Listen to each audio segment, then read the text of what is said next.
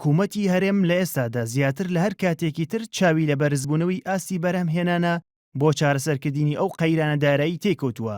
بەڵام بەپێی راپۆرتی وەزارەتی سامانە سروشتیەکان هەناردەکردنی نەوتی هەرێم لە مانگی شوباتدا بۆ نزیکەی نیوە کەمی کردووە.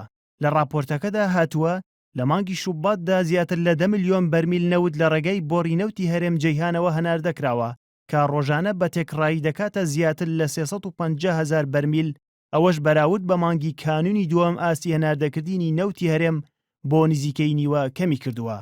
سەبارەت بە کەمبوونەوەی بڕی هەناردەکردنی نەوتی هەرێم لە راپۆرتی وەزارەتی سامانە سروشتیەکاندا هاتووە لە مانگی شوباتدا بۆ ماوەی 12 ڕۆژ هەناردەکردنی نەوتی هەرێم ڕاگیراوە و تا ئێستاش دەستی پێ نەکردوێتەوە. ئەو بڕەشی کە هەناردەکراوە تەنها لە 17 ڕۆژی یەکەمی مانگی شوباتدا بووە.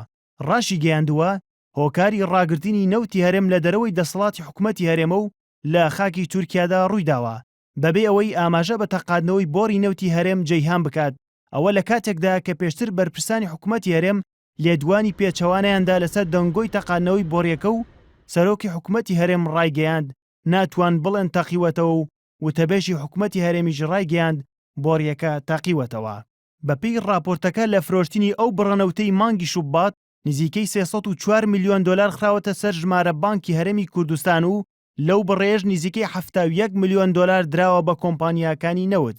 هەرچەندە وەزارەتی سامانە سروشتیەکان لە راپۆرتەکەیدا بڕی هەناردە و داهاتەکەی بڵاو کردوتەوە، بەڵام ئاماژەی بەوە نەکردووە کە بەرمیلێک نەوت بە چەند دۆلار فرۆشتووە و لە بەرامبەردا وەزارەتی نەوتی عێراق لە راپۆرتی خۆیدا ڕایگەیاند لە مانگی شوباتدا بەرمیلێک نەوتی بە زیاتر لە 23 دلار فرۆشتووە. هەروەها بە پێچەوانی راپۆرتەکانی پێشووتری وەزارەتی سامانە سروشتیەکان لە راپۆرتی ئەم مانگەدا ئاماژەی بۆ بڕەنەوتە نەکردووە کە لە کێڵگەکانی کۆمپانیای نەوتی باکوورەوە هەناردەی کردووە. لە راپۆرتەکەدا ئاماژە بەوەش کراوە نەوتی هەرێم بە 3 کڕیار فرۆشراوە بەبێ ئەوەی ناوی ئەو کڕیارانە ئاشکرا بکات. هاوکات لە راپۆرتەکەدا ئاماژە بەو داهاتە نەکراوە کە حکوومەتی هەرێم لە فرۆشتنی نەوت و داهاتی پاڵاوگەکانی ناوخۆوە دەستی کۆتووە. وەزارەتی سامانە سروشتیەکان لە راپۆرتەکەیدا ئاماژەی بەوەش کردووە لە مانگی شوباتدا 100 میلیۆن دلاری وەک پێشەکی فرۆشتنی نەوت وەرگرتووە، بەڵام بڕی 43 میلیۆن دلاری دراوەتەوە کڕیارەکانی نەوت و بەمەش 56 میلیۆن و 799 هزار دلاریان بۆ ماوەتەوە.